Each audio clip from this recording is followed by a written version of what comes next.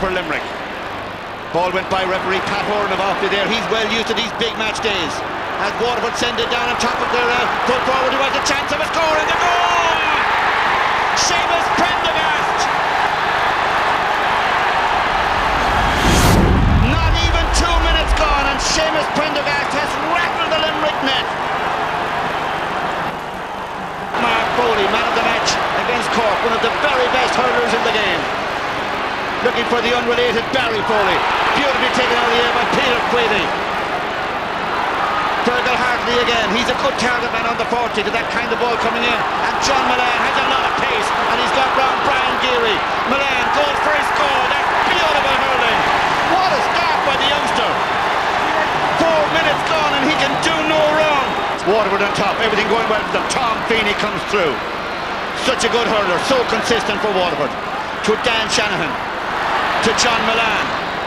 John Milan, nice ball in. He went to place a man there to Paul Flynn. Now Paul Flynn, would there be a goal on his mind, Paul Flynn? He's put it in with the free. Well, the referee was going to perhaps give an advantage. Yes, it was. He was giving an advantage. Good referee. Good shooting by Paul Flynn. But where was the Limerick defence? Now Paul Flynn just got round Stephen McDonough. Once Stephen fell, the goal was opening up, but Paul Flynn shot it through. But a slight win doesn't give you a lead of 2-5 to a point. Seamus Prendergast to Fergal Hartley. Fergal Hartley over the bar. But again, it was much too loose from Limerick's point of view. TJ Ryan wins it for Limerick. No better man to rally his troops. Cross halfway. Looking for Brian Begley. Hasn't really been in the game yet and it ran away from him there. It can break here for Ollie Moore. Would he ever go for a goal? Yes! Moore the man, and cometh the hour, cometh the man. Limerick needed that. It was a good run through by Ollie Moore. There was nothing on his mind except the goal because he knew the big gap on the scoreboard.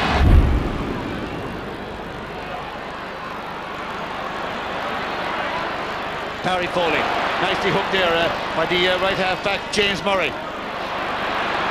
Kieran Carey comes forward. Kieran just trying so hard, perhaps even trying too hard at times.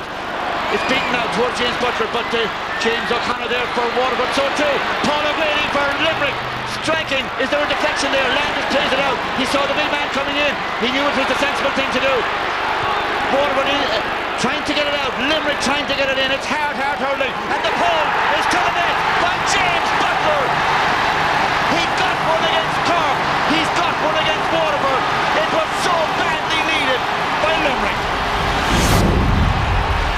What used to be known in the good old days as the Shamazel and the parallelogram ends in James Butler pouncing for a Limerick goal.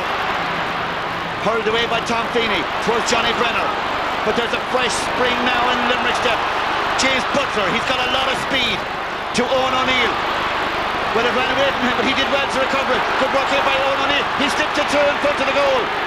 Brian Begley hand passing it across to Paul O'Grady. Lander saves it, and it's saved on the line. Great work on the line. There was so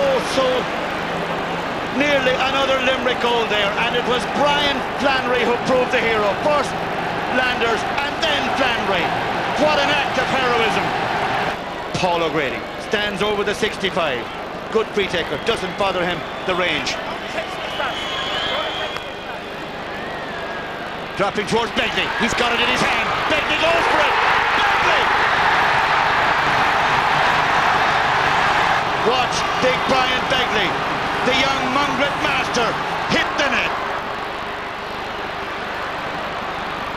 Now this ball hurled on by Johnny Brenner and by Mark Foley to Brian Begley. Great catch by Begley, going for a second goal. Brian Begley again.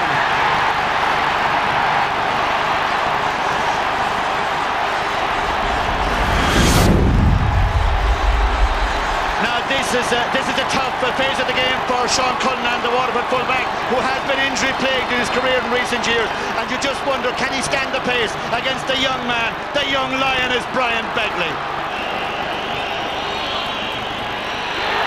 It's all over. Limerick are in the Munster final. 23 points to 20. 4-11 to 2-14. A high-scoring game. A game of great drama, great passages of play, great scores. We got a fantastic start to that game. We went 10 points up, played fabulous hurling in the opening 15 minutes. But, you'd have to be realistic and say there was no way that we could sustain that against a team of the quality of Limerick. We knew that Waterford felt at this stage that with Cork on that they had a great chance of winning the Munster Championship. We hadn't enough time to come down from the high that we had been on for the last 2 weeks, and I think this reflected in our play in the first 10 minutes, that we didn't go for the ball the way we should have.